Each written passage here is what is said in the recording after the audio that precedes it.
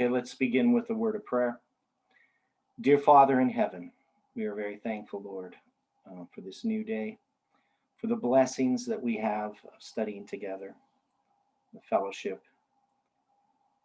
and for the truths that we are studying and the way that they unite us with you and with one another.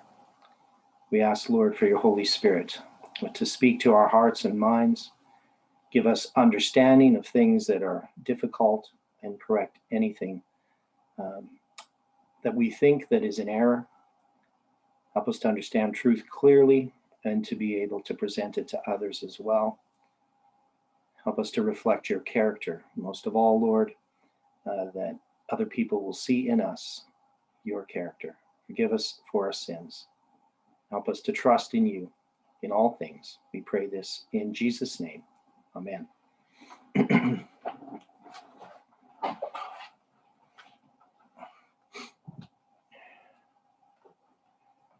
So, as you can see, we're continuing our study, which we began on the daily. And we had covered the area of the two desolating powers, at least in part.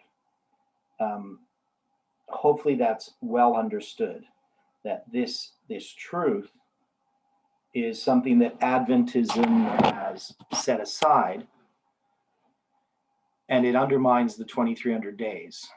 So that's one of the things that we're going to see more clearly as we go through the daily and its connection, not just to the 2300 days, but also to the 2520, and in other ways to Millerite history. The daily is understanding the daily desolation and the abomination of desolation is extremely important. And in some ways, I'm kind of surprised when I look back at the history of Adventism, that it could be so easily set aside, especially when you had people who were fully in support of this view, but they were unable to stem the tide of the new view, and that it should have been seen more as a crisis. Now, in some ways, Ellen White could have stepped in and settled the problem, but she chose not to. Or I would say that God had her not do so.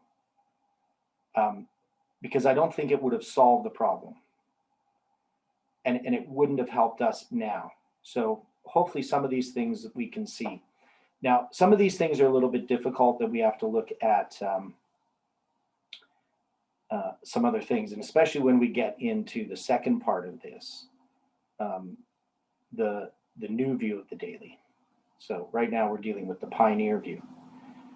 So Josiah Litch is one of, in this list that Jeff has. And it says, the daily sacrifice is the present reading of the text, but no such thing as sacrifice is found in the original. So, of course, we know this is one of the things that Ellen White notes, is that the word sacrifice is added. This is acknowledged on all hands. It is a gloss of construction put upon by the translators. The true reading is the daily and the transgression of desolation. Daily and transgression being connected together by and. The daily and the transgression of desolation. These are two desolating powers which were to desolate the sanctuary and the host. Review and Herald, January 1858. Now, another point that we haven't really addressed is, why did the translators add the word sacrifice to the word daily? Does anybody know? You would think, being super Hebrew scholars, that they would understand that themselves and not make that kind of mistake. Well, I don't know if it has anything to do with being scholars. I mean, part of the problem is they were Hebrew scholars. So they're trying to put it into English. So there is something about the text that they had to try to address. But anybody else know why they put the word sacrifice there? How are they? I don't really know, but I could guess it's because the priests would have the morning and the evening, and they would offer their sacrifices. Maybe they're referring to that. Now, actually, I don't think that the translators had that view more, that they were trying to look at the morning and evening sacrifice. Yeah, we're just guessing here. So Yeah, that's a later kind of interpretation of this. But it wouldn't have been the interpretation that the King James translators were putting it upon it.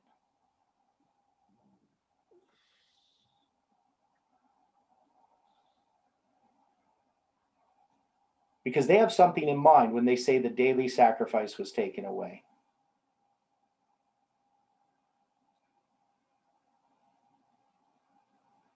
Well, they're undoubtedly thinking of the new view of papacy taking away the administration of Christ in the heavenly sanctuary. Okay, so the King James translators would not have been, because that view is new. It's not even an old Protestant view. So they're not looking at the heavenly sanctuary here.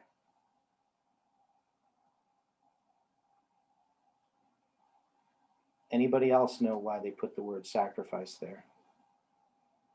What event did they think was fulfilled? The Daniel chapter 8, verse 11, 11:31, and 12:11.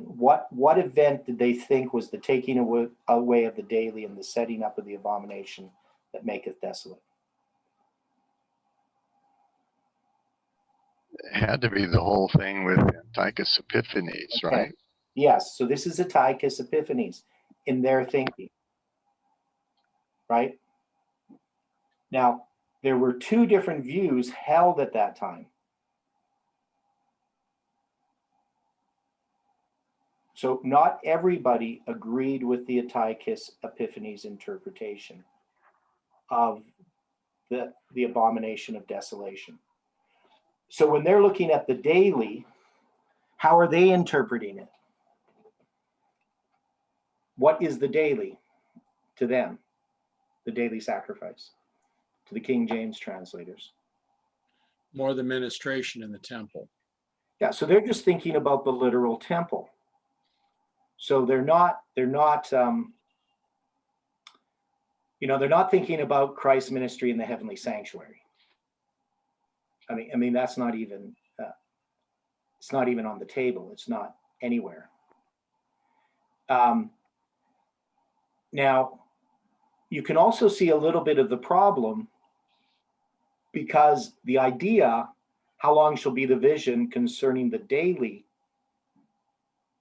they add the word sacrifice there, but normally daily is going to modify something.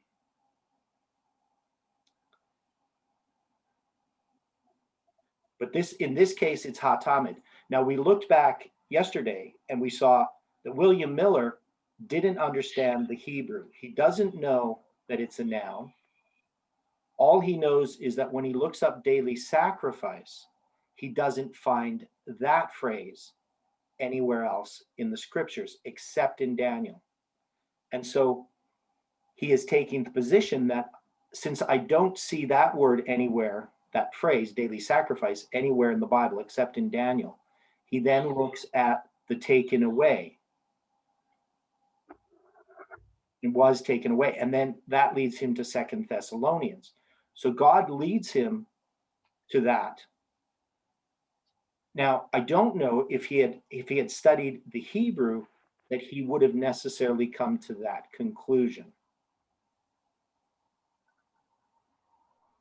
I mean, God, of course, could have led him out anyway, but I'm just saying if he'd used human reasoning, he might not have come to that conclusion. The reasoning that he had was using his system of study, which was to compare the words of Scripture. He wasn't looking at Hebrew and Greek, because Cruden's doesn't address the Hebrew and the Greek. It just addresses the English. Now,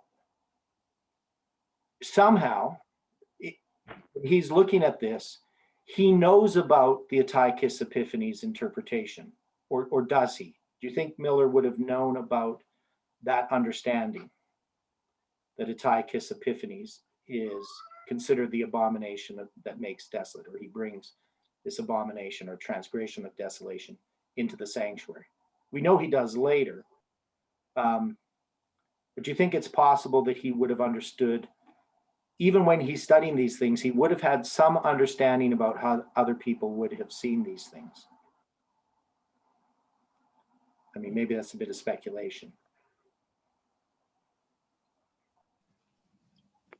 Well, he often read sermons for his Baptist, was it uncle minister?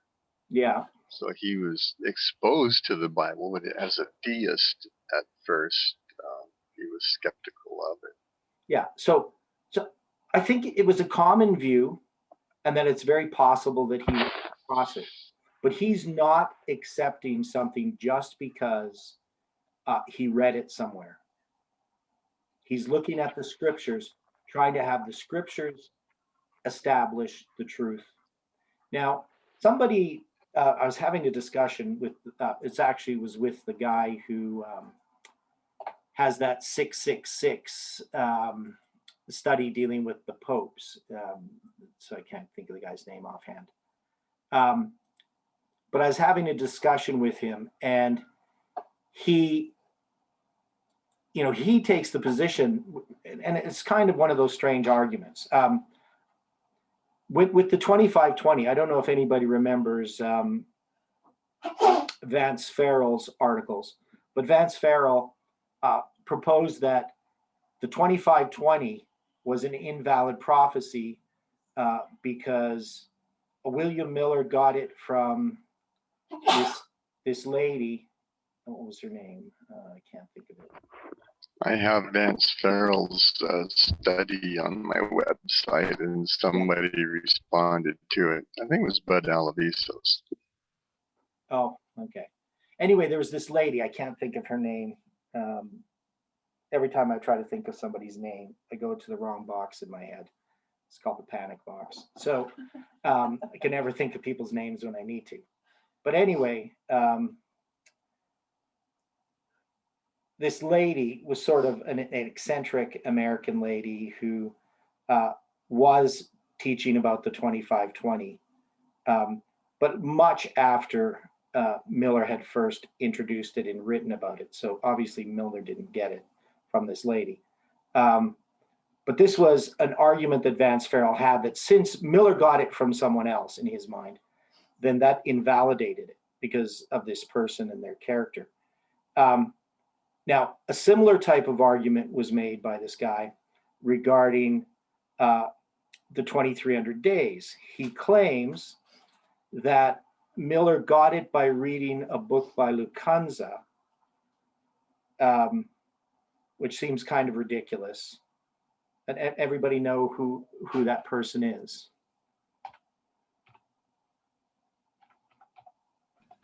He was a Jesuit priest. Okay. I can't recall whether he was a futurist or historicist, or not historicist, whatever, preterist. Okay, so this is Manuel de Lacunza. He's a Society of Jesuits, born July 19th, 1731, and died June 18th, 1801. I know that because I'm looking at the Wikipedia site. He's mentioned in Great Controversy, right? I'm not certain. Is he mentioned by name in the Great Controversy?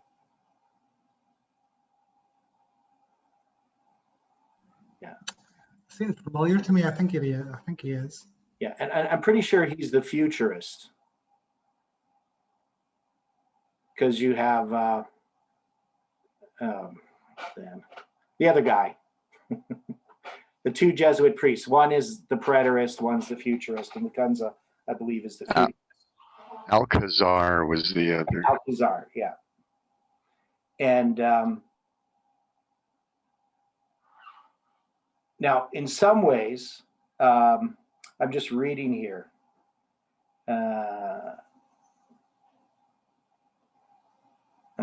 Yeah, so Anyway, it's too much for me to read right now. But anyway, supposedly Lacunza writes about the 2300 days. And so this person says, well, Miller read his book, so that's where he got the 2300 days. Now, would that discount the 2300 days just because he happened to read it in a book by somebody who was a Jesuit, even if that is the case? It should not.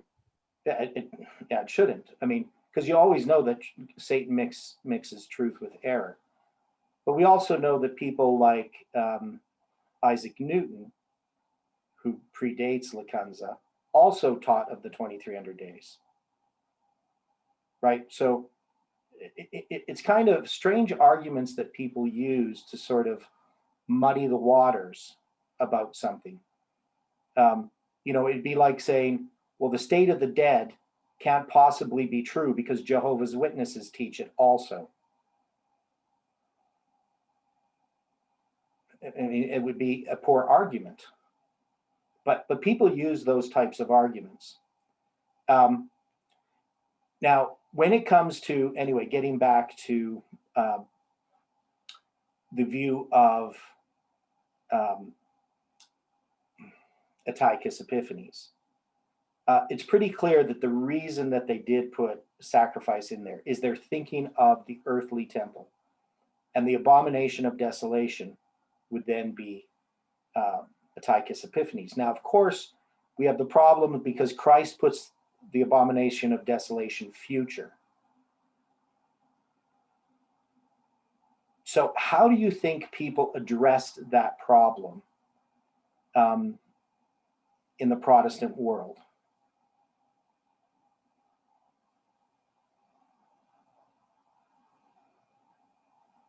Like, why are some people putting Antiochus Epiphanes as the abomination of desolation, or is it bringing the abomination of desolation into the temple, when Jesus puts it future? Well, they say, well, Jesus is thinking future from his own day, which is just about everything. So Jesus putting future from his own day. Antiochus Epiphanes is in 164 that he I think, what do they have there on the chart? What does it say about 164, sweetheart? Death of. Yeah, so the death of Antiochus Epiphanes.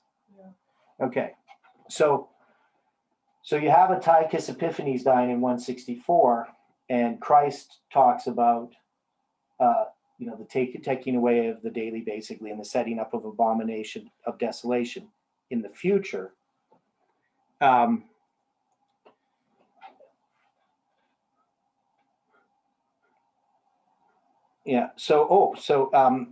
Just getting back to this comment, it says, in South America, in the midst of barbarism and priestcraft, Lacunza, a Spaniard and a Jesuit, found his way to the scriptures and thus received the truth of Christ's speedy return. So Ellen White's speaking of Lacunza in a positive sense, even though he's a Jesuit. So interesting.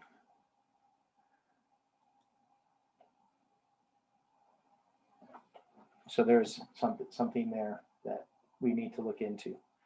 Now, we have Antiochus Epiphanes dying in 164. Jesus puts the abomination of desolation. And so let's look at this statement in the Bible.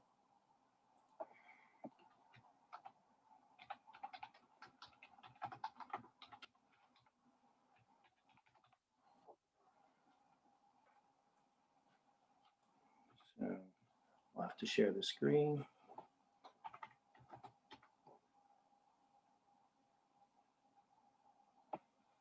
I got to be one of the worst typers in the world.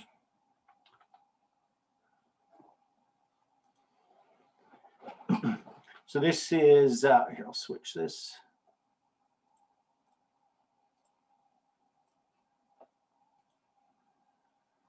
Now this is both in Matthew and Mark. And Jesus says, when ye therefore shall see the abomination of desolation spoken of by Daniel the prophet stand in the holy place, whoso readeth, let him understand. Then let them which be in Judea flee into the mountains. So when he's talking about the abomination of desolation here, what is he referring to? Which passages in, and it's going to say pretty much the same thing in Mark, which passages in Daniel is he referring to?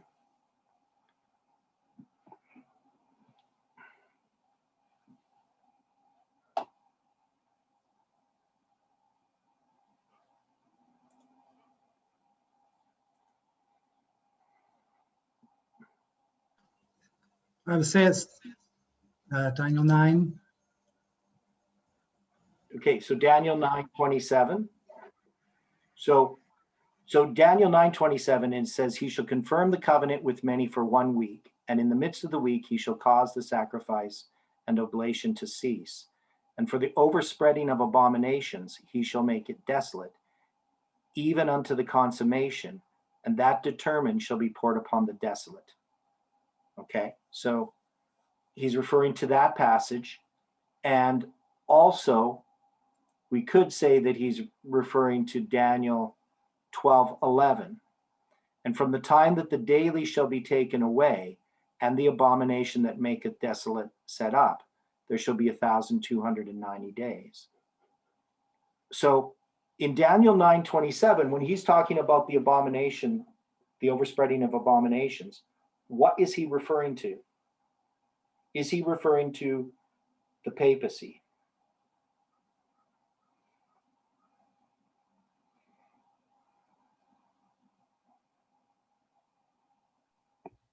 Yes, we think so. Okay. I think it's more, What's that, Stephen? it's more connecting with what's happening in 70 AD. Okay, so more with what's happening in 70 AD. And how do we know that? From 9:27.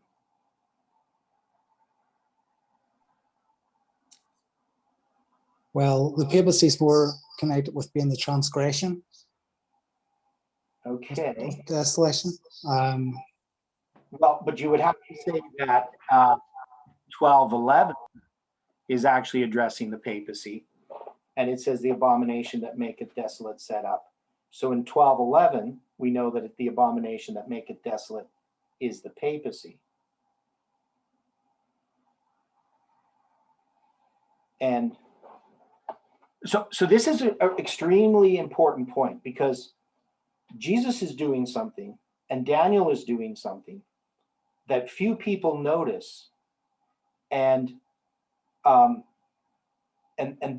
this was one of those tricks that Ford used and that Parminder also used in trying to place the transgression of desolation in chapter 8 as Antiochus Epiphanes.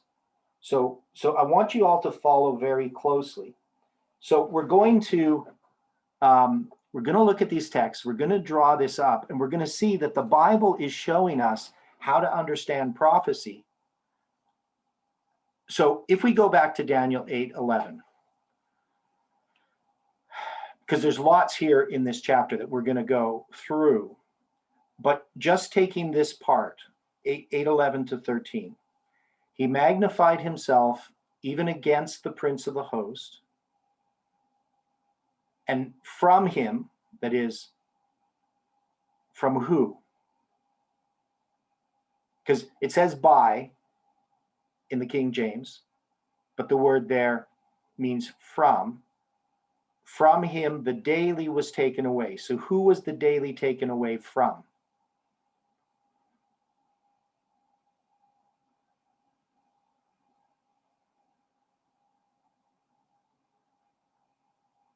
It was taken from the one who magnified himself against the prince of the host. Right, the he, right? Because we know we have, we've done this study before, and we're going to go through it again in more detail. But we know that there's this little horn, and the little horn is both pagan and papal Rome. And it's sometimes called he and sometimes called she or it, because the neuter is really the feminine, right? So it's either masculine or feminine or masculine and neuter. So you have the it and the he. And he magnifies himself against Christ, because the prince of the host is Christ. And from him, the daily will be taken away. So the daily is going to be taken away from the power that magnified itself against the prince of the host. Who magnified itself or himself against the prince of the host? That's pagan Rome. Right, when it crucified Christ. But this daily is going to be taken away from pagan Rome, and the place of his sanctuary will be cast down. And then it's going to say, and a host was given against the daily. Now, notice him is a supplied word. So who was given the host? Was it a him or a her?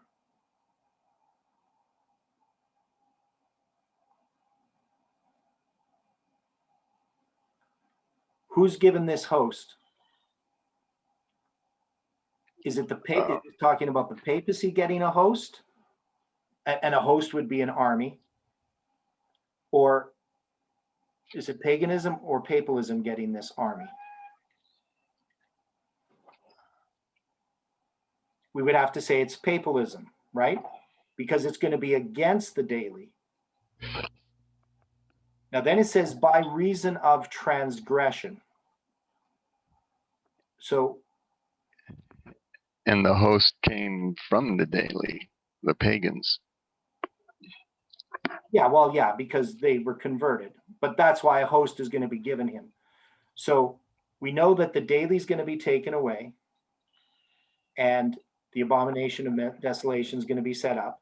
Here it's called the transgression of desolation.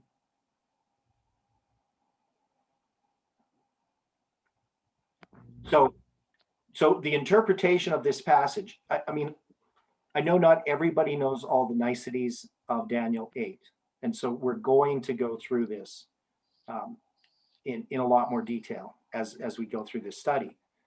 But the point that I want to bring out here is that you have a time period that's being talked about. And there is part of the way that people have addressed this is they would say that this passage here refers to Antiochus Epiphanes, is what they would say. And then they would take the other ones in Daniel 9:27, Daniel 12, well, at least in 9:27, and they're going to say that Christ is talking about 9:27, and he's not talking about Daniel 8. And so 9:27 is referring to the destruction of the temple in 70 AD, but Daniel 8 is referring to Antiochus Epiphanes. So that is the way they get around it. But how can we argue that Daniel 8 is actually talking about the same thing as Daniel 12:11? But from a different perspective as well. So that's what we have to do. I'm not sure how to do this, because you have to have all the pieces in your mind.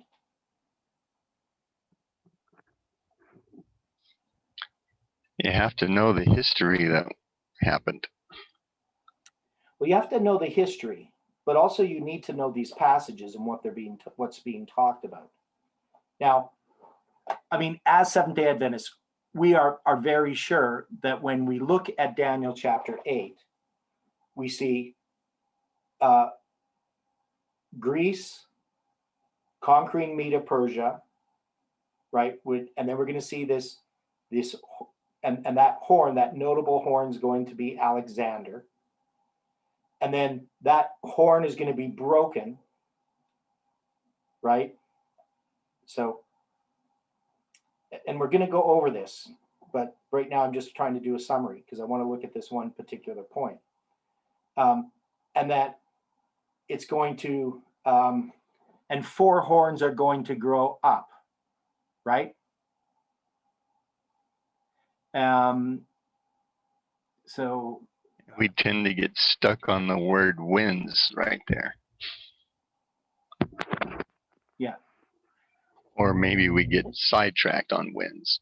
well, no, we don't get sidetracked. Winds is the correct one, because it says four notable ones. So the great horns broke it, and for it came up four notable ones. So these would be, we depict it as four horns, even though it doesn't say four horns, toward the four winds of heaven, right? Now the winds of heaven, the winds are the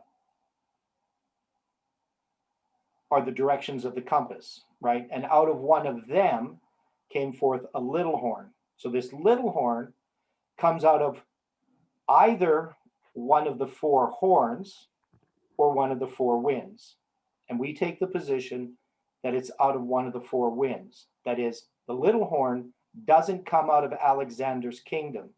It comes out of one of the directions of the compass. That is, it comes from the west. Right. Yeah, that's how we understand it, but others that's where they get off track, sidetracked. The Yeah. switch is there. Yeah. Well, I don't know if that's where they get off sidetracked. I think they go back and try to interpret this passage this way because they already have a preconceived position. So you're not going to see these arguments made in the past. These are new arguments. They're new scholarly arguments to support the view of Antiochus Epiphanes, but they weren't the original arguments. So people start with a conclusion, and then they try to work back everything and get everything to fit their conclusion. Miller didn't do that. He used the scriptures to interpret the scriptures, and he didn't come to a conclusion unless he could find that everything agreed. So people have, if you look at somebody like Desmond Ford, he's remodeling Daniel so that he can promote a certain agenda. And one of that agenda has to do with himself personally as a scholar. It really doesn't even have much to do with what the truth is or not. He's wanting to promote himself as a scholar, as somebody who, so he introduces some new ideas or new arguments for the view that it's Antiochus Epiphanes, but also kind of trying to maintain that what Christ is talking about is not discrediting the view of Antiochus Epiphanes. So one is, there isn't some unified view that of Antiochus Epiphanes. I mean, this view has changed through the years. Ford introduces what it's called the teles something or other. The apotelesmatic principle. Yeah, apotelesmatic principle. So he coins this new phrase to describe what he's talking about. And it's pretty dangerous what he's doing, because one is, it's not how the Bible, how we would interpret the scriptures. And we can see, when we understand this correctly, that this is showing us repeats of history and how they work. And you can't have Antiochus Epiphanes typifying the taking away of the daily and the setting up of the abomination that make it desolate. Superficially, somebody looking at it could parallel the two. And we know in our study dealing with the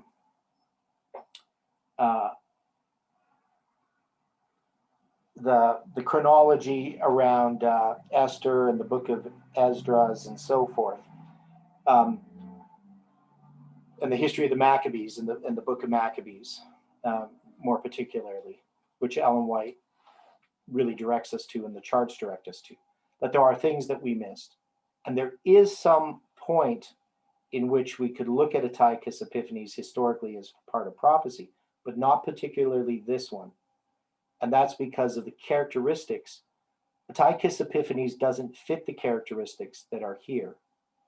For instance, does Antiochus Epiphanes wax exceedingly great or exceeding great?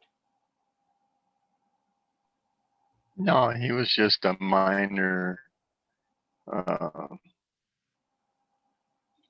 king now. I forgot the word. It's not Assyrian.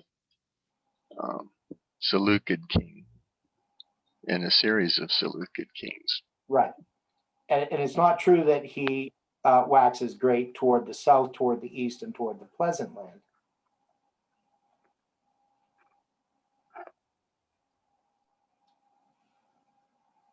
Right. So he doesn't go in the right directions, and he doesn't have the characteristics. So you can't use him as a type. You can't use his history to parallel some later history. And this is what Parminder tried to do. I don't know if people remember. It was very much near the end when he finally discredited himself. But one of the things that what he was doing to discredit himself, he was doing a few things. He was denying that you could find the 2520 in Leviticus 26. So he was taking Uriah Smith's view on Leviticus 26. In spite of all the work that I did to show that Leviticus 26 is dealing with a duration, he argued that it wasn't. He also introduced that Uriah Smith's view on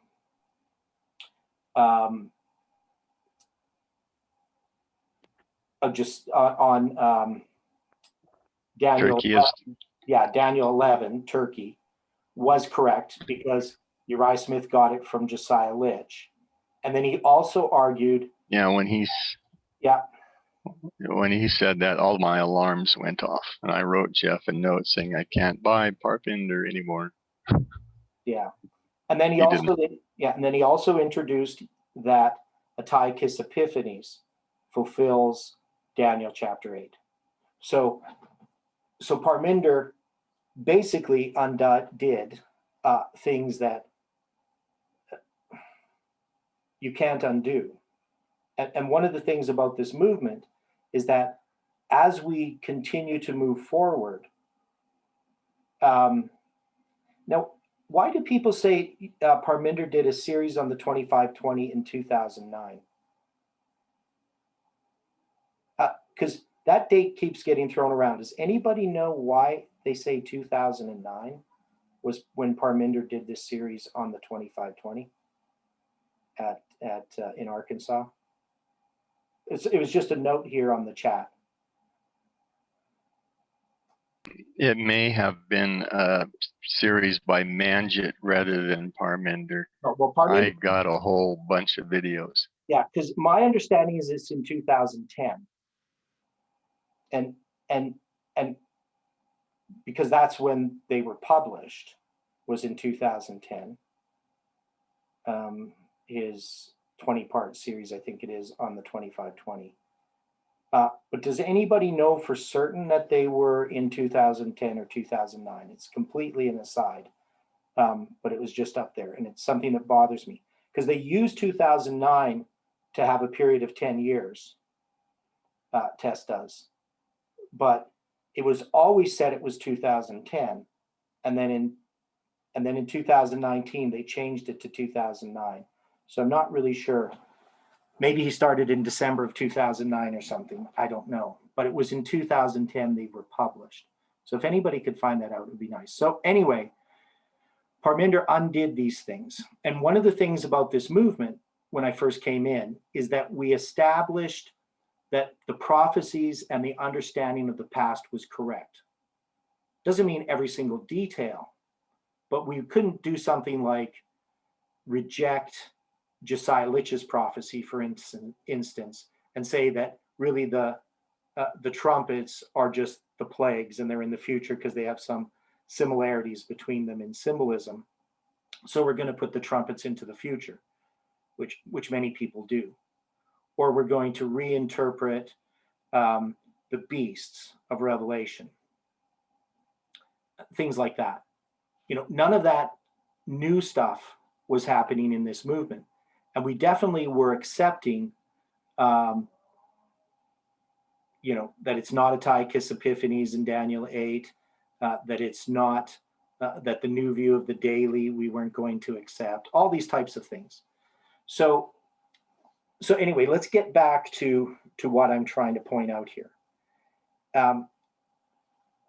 In Daniel chapter 8, we see that there is a transition happening from pagan to papal Rome. That's the way that we understand Daniel chapter 8. That's the pioneer's understanding. And it's based upon two desolating powers.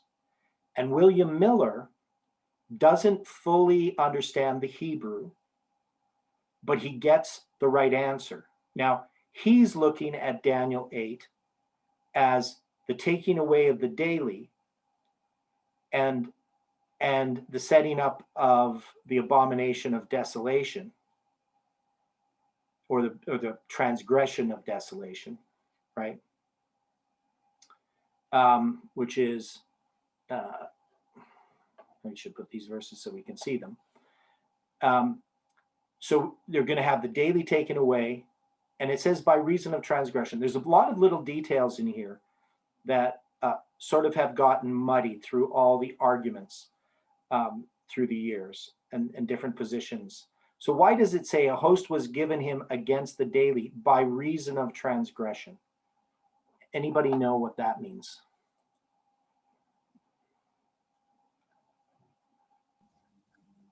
Normally connect the transgression to being like a combination of church and state. Okay, so a host was given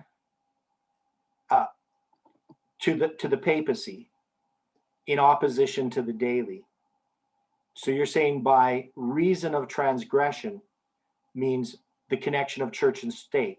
So by reason of transgression is not because of transgression that this is being done, but through this connection of church and state, correct?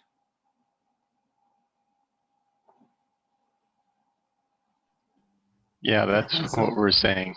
Okay, right. So which I would agree. And then it cast down to the truth to the ground. It practiced and prospered. What is the practicing and prospering referring to? The growth of the papacy. Okay, be more specific.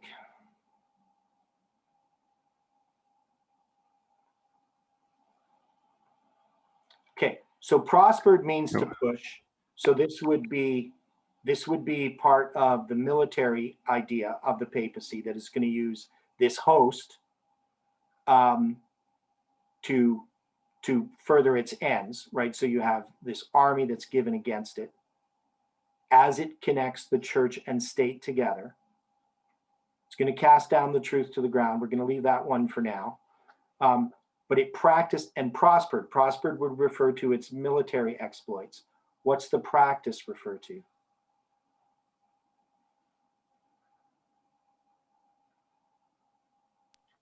I guess it's unholy worship style, the sacrifice of the mass, that sort of thing. Well, I don't think it would be that.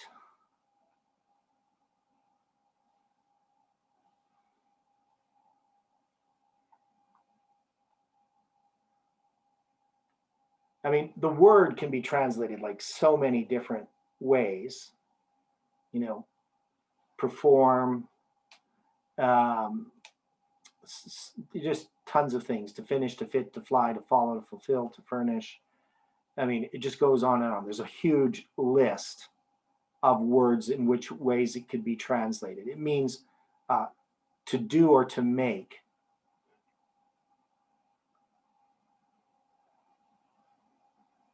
What is the nature of the papacy? What is it that it does?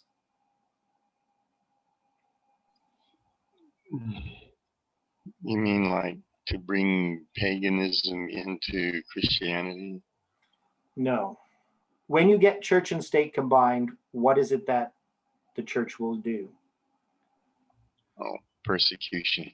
Okay, you got persecution. How about to seeks to change times and laws? Yes, and then persecution. Yeah, I would say that this practice has to do more with the legal enactments of the papacy. That it's voice, right? And it's prospering. As in a law practice. Yeah, well, that would just be an accidental reference to it. That's not necessarily any direct connection there. Now, just based upon other places, we know that one of the things it has to do is it has to cast down the truth to the ground. And in order to do so, it has to bring forth its enactments. And so we see this happening in 538. We see this with Justinian's decree. So Justinian's laws. It was a legal way in which they were then allowed to persecute. You know, they didn't just start persecuting Christians. They had to set up a legal system in which they could do that. And that's what I think it's talking about. It practiced and prospered. So that means it set up these laws, and then it put those laws into practice when it prospered. But, you know, it's hard to translate this Hebrew into English because there's so many different ways that these words can be translated. And there's this contrast. But if you look at it, it would basically be it casts the truth to the ground. Now we know it's going to trample upon the truth and upon God's people. But to make or to do, that's what the word practice means. And the word that's prospered means to push forward, right? So it's going to make, and it's going to push, or to do and to push. So that's the way that I would understand this. Now, there's no way in which we can really apply this to Antiochus Epiphanes. There's just nothing about this that represents Antiochus Epiphanes. Other than, you know, we could say that the daily sacrifice was somehow hindered by Antiochus Epiphanes abominating, you know, his desolation of the temple. But that can't be what's being talked about here. Now, what is being talked about is that this is very clearly showing that paganism is going to be given to this new power, and that this new power is going to be set up in Rome. And again, we're going to go back and do a really in-depth study on Daniel chapter 8. But this is more a summary. So when we go to chapter 9, verse 27, and we have Jesus crucified in the midst of the week, right? Chapter 9, verse 26 and 9, verse 27 are parallel, not chapter, but verses 26 and 27 of chapter 9 are parallel verses. The first one talks about the Messiah being cut off. The second one says that he's going to confirm the covenant for many for 1 week, and in the midst of the week he shall cause sacrifice and oblation to cease. Now, Christ is going to come and die on the cross in the midst of the week. And we know that we can parallel the midst of the week with the pagan papacy change. So I'm going to do this again, even though we've done this lots of times. My wife says that this is very, very helpful when I draw it on the board. So that's what I'm going to do.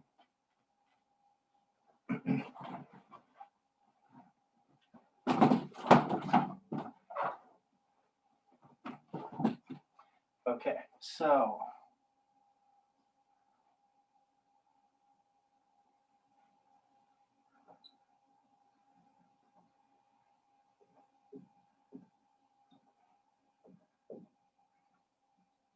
we're familiar with the 2520 for northern Israel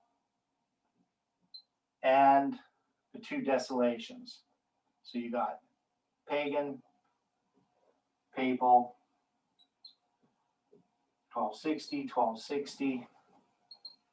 And then you're going to have in here the 70 weeks. But more particularly the final week with the cross in the middle. And the two 1260s here, which is earth and heaven. So heavenly ministries of Christ. And here you're going to have a counterfeit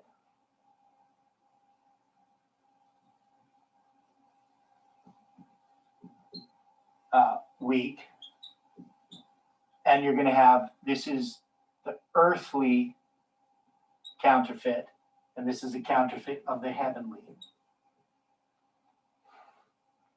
Now, Jesus is going to address, there's 36 years here, to 70 AD. And Daniel's going to address this, and Jesus is going to address it as well. But Daniel's going to address that this midst of the week is connected to the 70. I'm going to draw this out bigger so people can see it. So you got 27 AD, you get the cross, 3.5 years. Earth, he ministers on earth, and he ministers in heaven before he closes Jewish probation in 34 AD with the stoning of Stephen. That's marked by the stoning of Stephen. You have these 36 years, and then you have 70 AD. And Daniel 9, verse 26 to 27 addresses this week and this destruction. Why are they connected in Daniel chapter 9?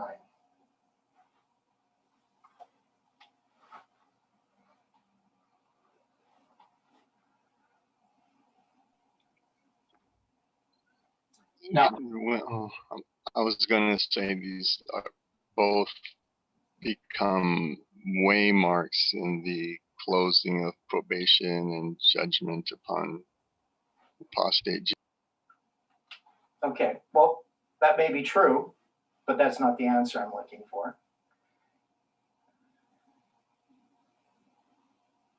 Look at what's up here and look at what's here.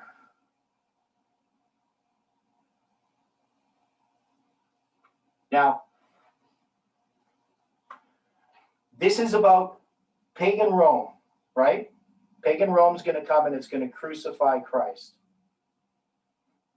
But in this, we have the Jewish nation is having their probation closed as well.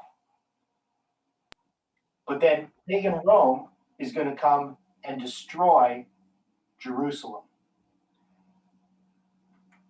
Now, if you look at what's above, how is this connected to this? Because Jesus is going to say before his death, when you see the abomination of desolation as spoken by Daniel the prophet, and we're going to know that that abomination of desolation represents two things, 70 AD, but it also represents this. So would it be bad choice of words to say we're looking at fractals of the 1260 on smaller in scales? Yeah, those are words. One is, let's just forget about fractal because it's not a fractal. That's not what's being done here.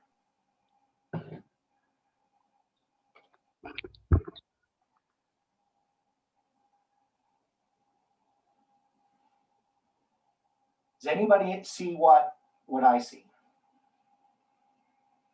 Because Jesus is showing us something about how to understand prophecy. Now, what is the destruction of Jerusalem a type of? So the 36 years is paralleling the 1260. Does 36 become a symbol of 1260 then? No. Persecution? No, they're connected, but that's not what's happening here. Because if you were going to parallel this, you'd put the abomination of desolation here, not here. Right? Because this is the second 1260. We're not saying this is the abomination of desolation.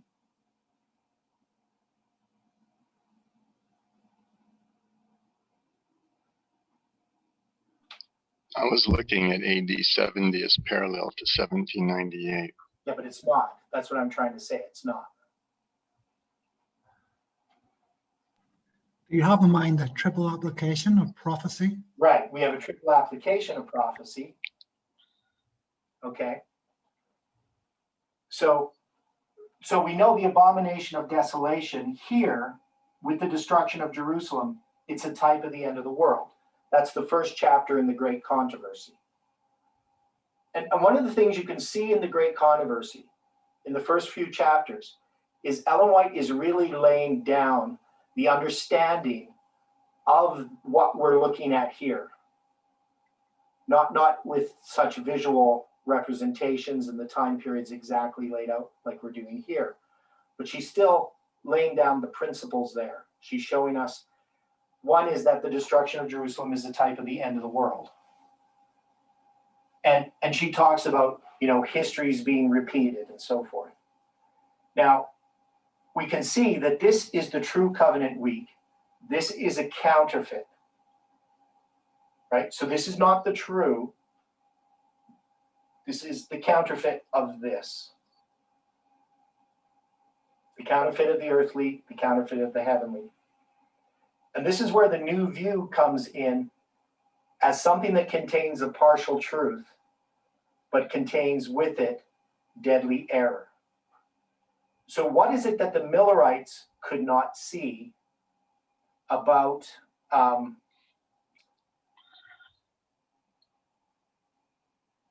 this little horn? What is it that the Millerites don't notice? Because of their perspective.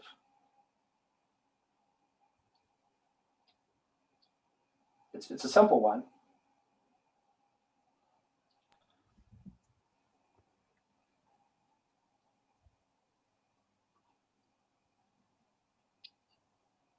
Okay, think about it this way.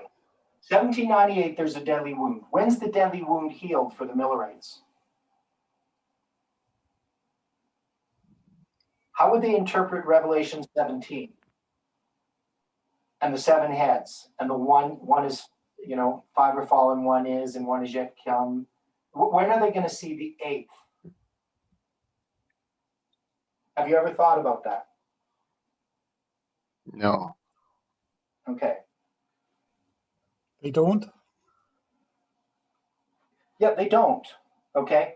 That is, there are parts of prophecies that they can't understand. And what they don't understand is the triple application of prophecy.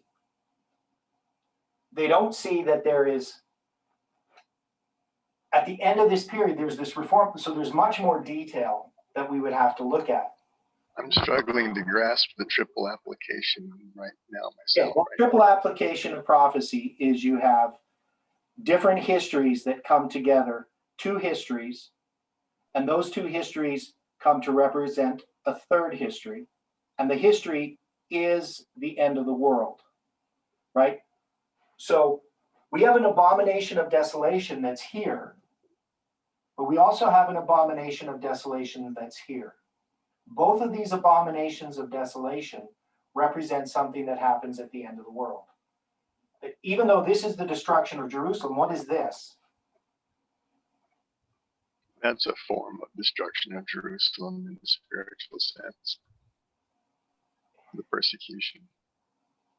Okay, so this is pagan Rome. This is papal Rome. And what do they combine together at the end of the world? Modern global Rome. Right, modern Rome, right? Did the Millerites see that? No. No, No, they didn't, right? So this is not really. Yeah, they didn't. It's not even not really. They didn't, right? So they're not looking for a rise in efficiency. It's not until we start hearing about the Sunday law that modern global Rome comes in the picture. Right. Ellen White and the pioneers who went through the disappointment and then studied their work, they come to understand this rise of modern Rome, that the papacy that received the deadly wound, it's going to be healed. And they understand what that healing is. So you can see if you undo this, you're going to undo Christ's words, because Christ is speaking about this event. And when he's referring to the abomination of desolation as spoken by Daniel the prophet, he's referring to this. But he's also referring to this. And we can see that from 2 Thessalonians, because Paul understands it. And then we can also see that in order to understand Daniel chapter 8, Daniel chapter 11, Daniel chapter 9, Daniel chapter 12, we have to understand prophecy correctly. Otherwise, we get the scriptures contradicting themselves. Because if you look at this as the abomination of desolation, then you have to interpret this abomination of desolation as actually just referring to this. That is, here is what preterists do. They take the 3.5 years from 66 AD to 70 AD, and they take this 1260 and they put it here. You see what I'm saying? So they undo this, but if you put that here, what does that do about this and the connection between this? Right? So doing, they take the spotlight off of Rome. Yes, off of papal Rome. Right? That was Right. the role of preterism. The role of preterism was to get rid of the Protestant interpretation of prophecy that could see that the abomination of desolation is the papacy. And they had a ready interpretation dealing with one is Antiochus Epiphanes. So if you're a preterist and you're reading Daniel chapter, Daniel chapter 8, you're going to see that that's Antiochus Epiphanes. And you might even say that Antiochus Epiphanes typifies this or something, because there are different types of preterists. But if you're reading 927, you're going to place it here just like we do. But then when you're going to look at Daniel 11:31 and Daniel 12, verse 11, you're going to have to reinterpret. You're going to have to take those and put them back to this history as well. So Daniel chapter 11 or Daniel chapter 8, when you put Antiochus Epiphanes in there, it weakens this whole argument, but also it negates this 2520. So the 2520 is a bulwark against all of these other false interpretations, but also this only really makes sense if you understand the whole 2520. That is, because we did this study on the week of Christ, and one of the things that we dealt with was this connection between the midst of the week here and the abomination of desolation. So that makes a connection between this week and the abomination of desolation here, but also the repeat of history at the end of the world, the triple application of prophecy. So I know that's not really super clear or anything.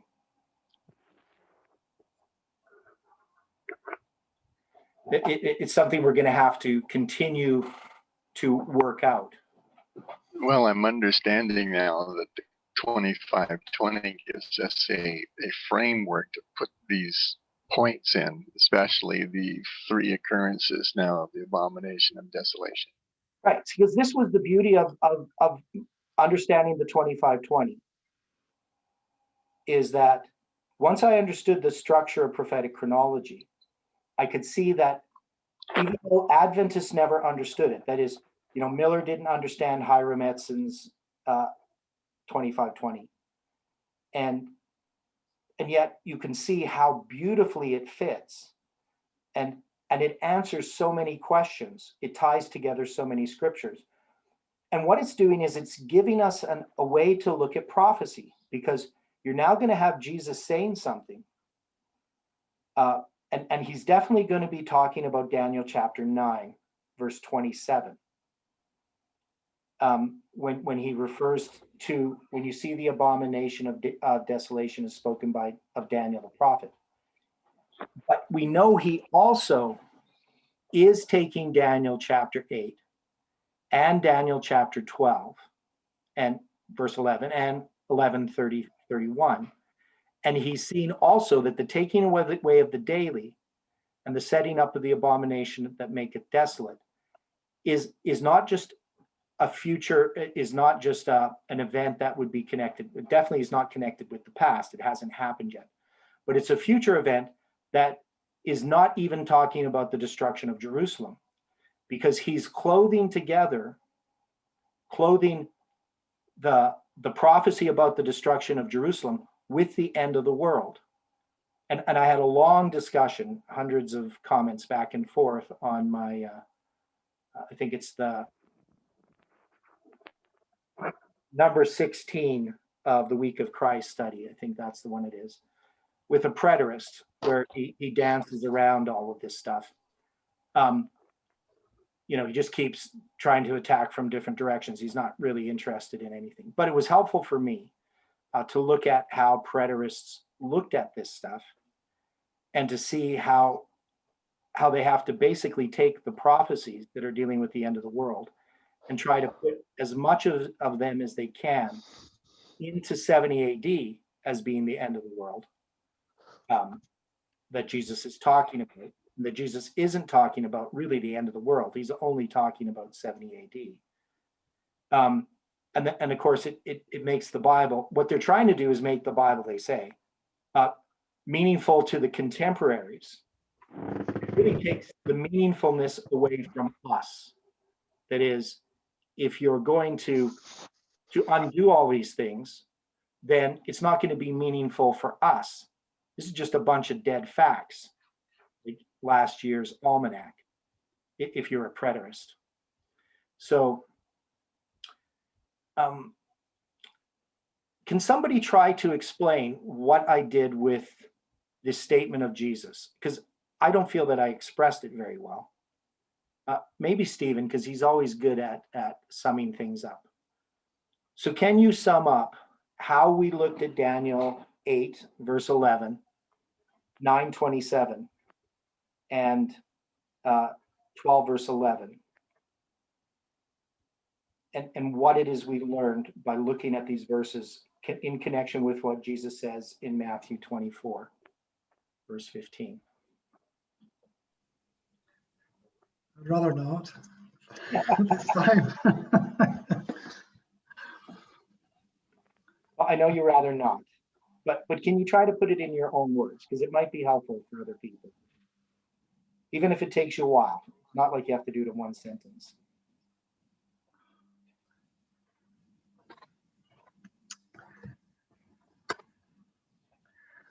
Okay, say it again.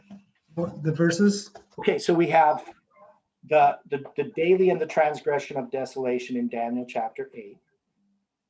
And then we have Jesus saying, when you see the abomination of desolation is spoken of by Daniel in chapter 9, verse 27, let him that is in Jerusalem flee to the mountains. And then you have the application that we see in Daniel 11:31 and 12:11, about taking away of the daily and the setting up of the abomination of desolation. How are we applying these? What is it that we're learning as we look at these things? When we take Jesus' words, you use triple application of prophecy, but how does that illustrate that?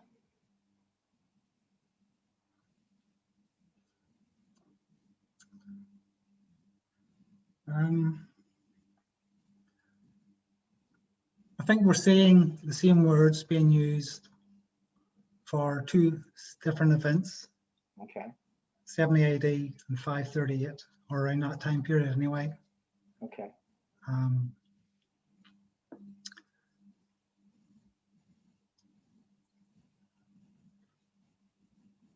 Now, what about the week of Christ itself? Because the week of Christ itself, it doesn't have an abomination of desolation, right? If you look on the chart there, you can see the week of Christ. The abomination of desolation is going to be later Now, the 36 there is going to the end of 70 AD, not to the 3.5 and 66. But There is a sort of abomination of desolation at the crucifixion of Christ because there was a union of church and state in order to kill him.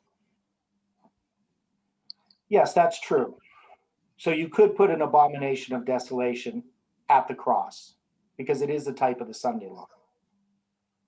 But the abomination of desolation that Jesus is speaking of is the destruction of Jerusalem 36 years after the stoning of Stephen. And he may be referring to global Rome in the future. Okay, but Jesus in a direct way is talking about the destruction of Jerusalem in 70 AD, because that's what Daniel the prophet is talking about. But Jesus is also making an application of it to the end of the world. Right? The preterist would say he's not. They would say Jesus is just talking about the destruction of Jerusalem in 70 AD. But we know that he's clothing the end of the world in the language of the destruction of Jerusalem. So the question I asked Stephen connected with that week. So, and you answered it saying that, well, there is an abomination of desolation at the cross. So the abomination of desolation in a sense is set up there. And we could argue that, then their probation is closed in 34 AD, and then in 70 AD, then Jerusalem is destroyed. And so that's the abomination of desolation worked out in reality with the execution of the judgment. But the question I'm having more in particular has to do with the week above there, counterfeit week, and the week of Christ. So, Stephen, do you have any thoughts on that? You broke up just then. I missed it. Yeah. With what above?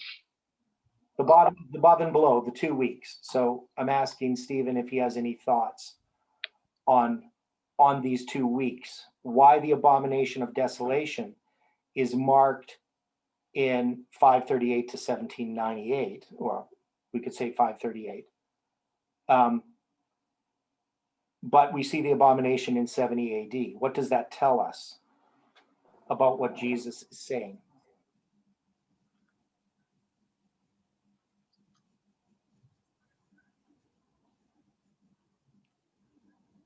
Well, it ties in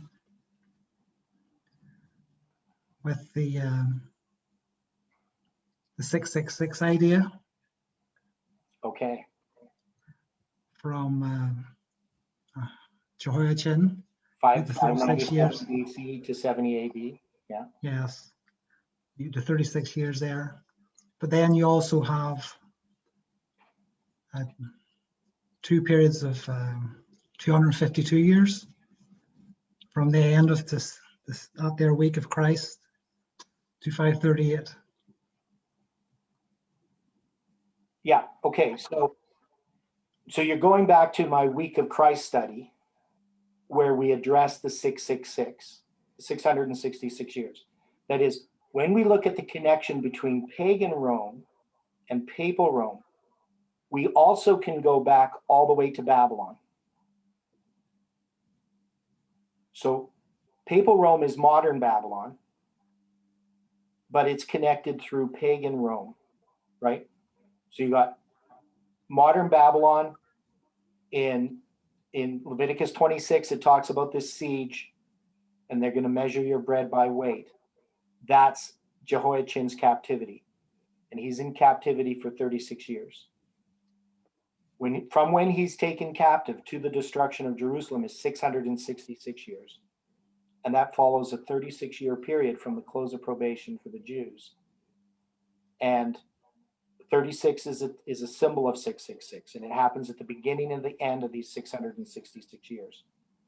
Now, Miller, what did he do with 666 years?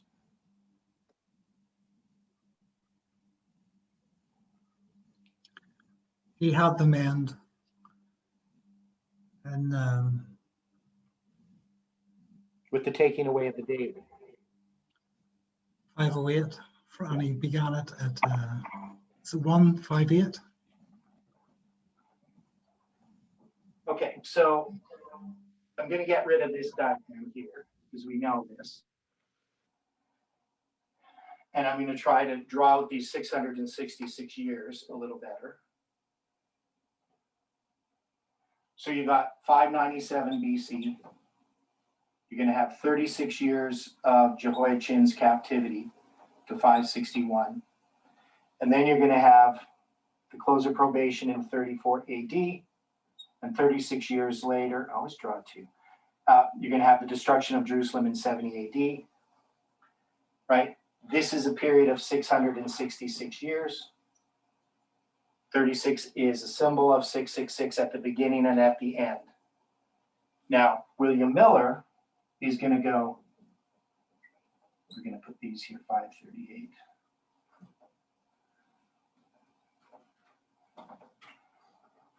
And Miller's going to go back here to 158 BC. And he's going to count here 666 years. Now, of course, that would be inclusive. I just put an I after it. Or ordinal, if you want to call it that. So it's 666 years. Now, this is the history of the League. Right? Now, there also are some other things here. In 159, you also have the death of Alchemist.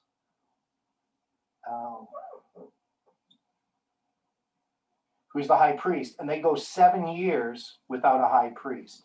So there's some significance there as well. That would actually be 666 cardinal years to 508. But we can see that this 666 years here is connected to this the 70th week, right? In this period of time. And we also know that there is 252 years plus 252 years here. Oh, not from 34 AD, I guess I should put that. So we put this here, 504. But also we could take this, this period of 504, if you divide it by 36, is 14. Right? So this period of time is also related to this 36.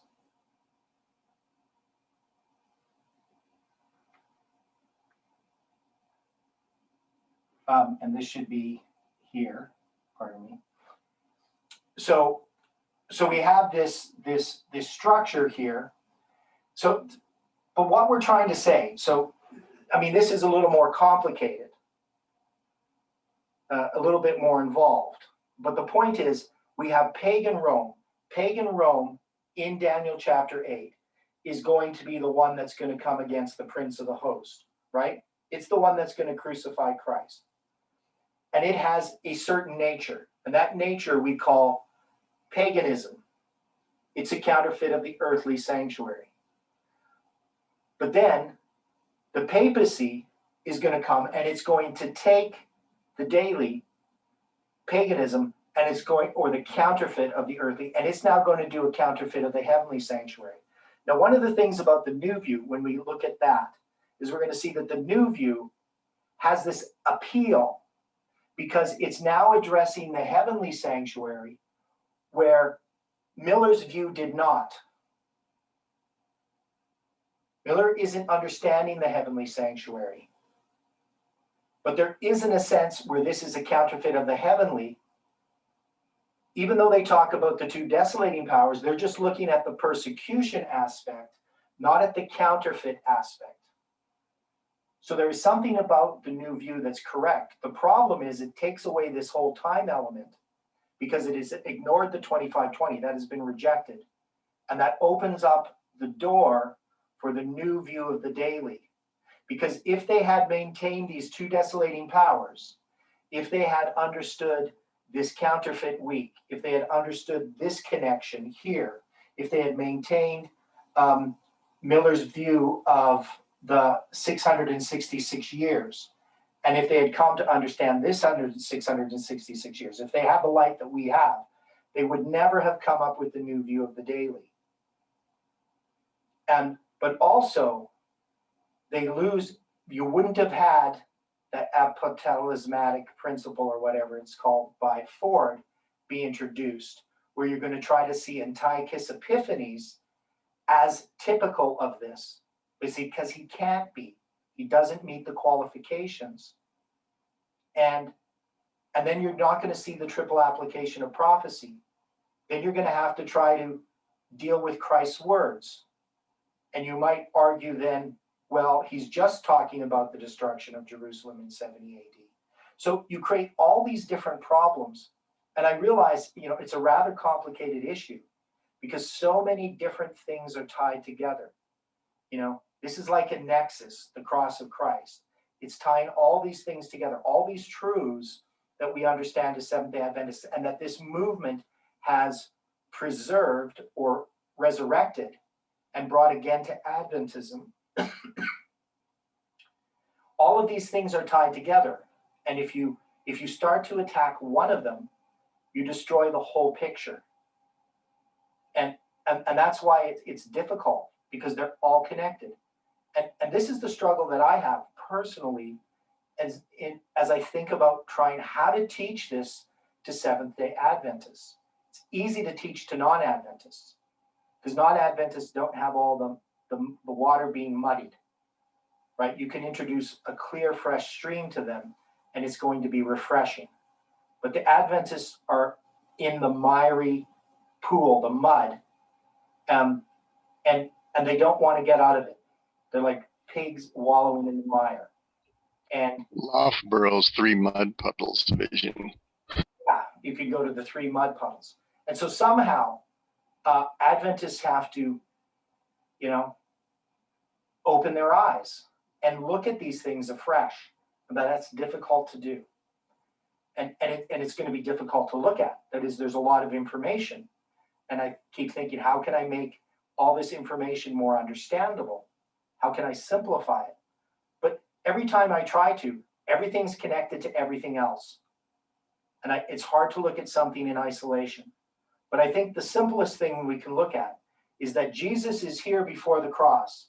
And he says, when you see the abomination of desolation as spoken by Daniel the prophet, he's talking about this. But you can't ignore Daniel chapter 8, and you can't ignore Daniel chapter 11:31 and 12:11, and just say he's not talking about them. And if he is talking about them, you then have to say, can I place those all here in 70 AD? And the answer is you can't. You have to put them into the future,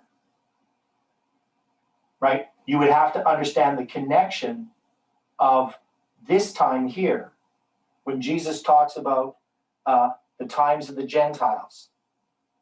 You would have to know what he's talking about. And you would have to know that he's not talking about something happening here. He's talking about a period of time that's going to end in 1798. He's talking about the times of 725 and 12:7.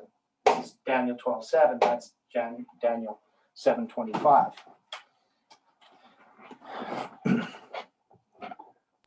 And as soon as you mention the 25:20, they're ready to crucify you. Yeah, well, and what you try to do, and I've tried to show this, is that if you're going to present the 25:20 to Adventists, you need to be as wise as serpents, as harmless as doves. That is, you're not going to just directly go into Leviticus 26 and try to argue the 25:20. You have to go roundabout. A few different ways that it can be done, depending on the individual and their present understanding. It's like trying to defuse a live bomb. Yeah, but if you address the week of Christ,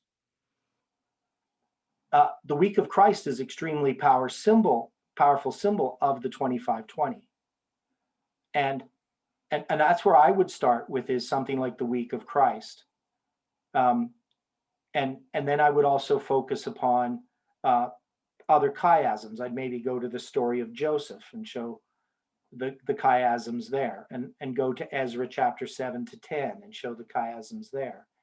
And depending on the person and how fast I want to go, But we can actually show the 2520, all the structure related to the 2520 and all the chiasms without ever mentioning the 2520, as a number.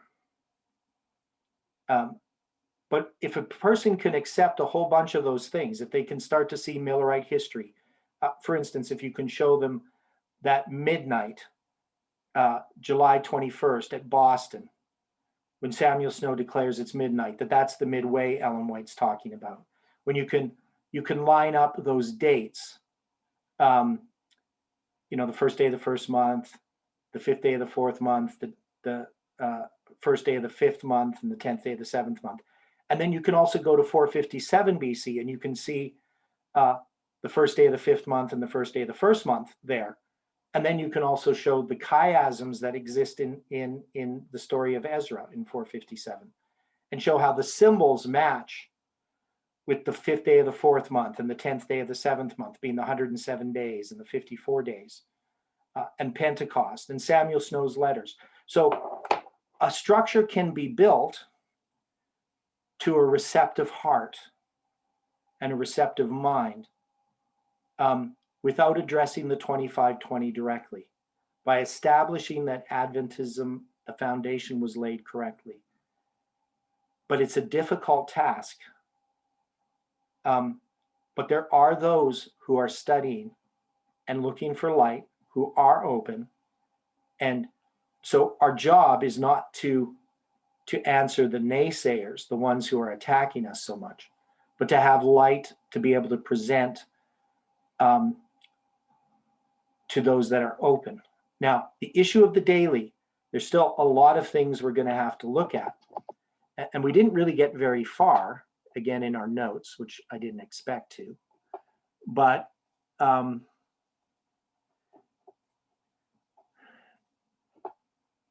And the one thing I wanted to deal with today, which we didn't get to deal with, is this statement from Early Writings, page 74 and 75. So we're going to address that tomorrow morning. And this is an extremely important statement. Now, the one thing I want you to look at is that those that attack the pioneer view of the daily take this statement where she says, they all were united upon the correct view of the daily. And then they're going to take this last sentence, time has not been a test since 1844 and will never again be a test. And they distort the whole discussion of what she's actually talking about. And we're going to look at that. So it's quite interesting. So if anybody wants to get prepared for that tomorrow, what I would suggest is you take this statement, will never again be a test, and try to find the original place where she writes this. Part of the problem is it's actually the order of the words are different in the first part. That's something that Jeff pointed out also, Yeah. that it So Jeff, originally came from another. Yeah, so Jeff did point this out, and we're going to look at that argument that Jeff presents, which I think is very sound. But we're going to look at, and it's going to, it's part more of the new view of the daily, but we're going to at least address it here because we need to see what Ellen White is actually saying, and that this time has not been a test since 1844 and never again be a test, is not connected to the daily. She's not addressing this in the context of the daily, and we can show that. So any final comments before we close with prayer?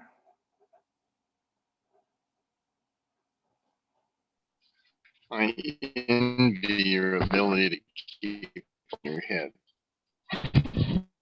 Okay, I didn't hear what you said. Something about the ability to keep your head, but at least that's what it sounded like.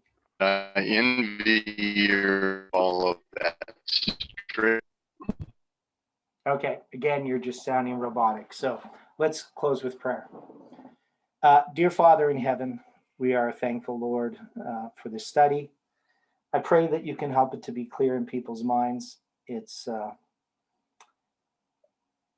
it's something I know, Lord, that is not well understood by Seventh-day Adventists. So we just ask, Lord, that you, as we continue the study this week, that you can help our minds to be clear, and that these points can stand out in our minds, that they won't be muddled in any way. Be with each person. May your angels watch over them and keep them. And thank you for hearing our prayer. In Jesus' name we pray. Amen.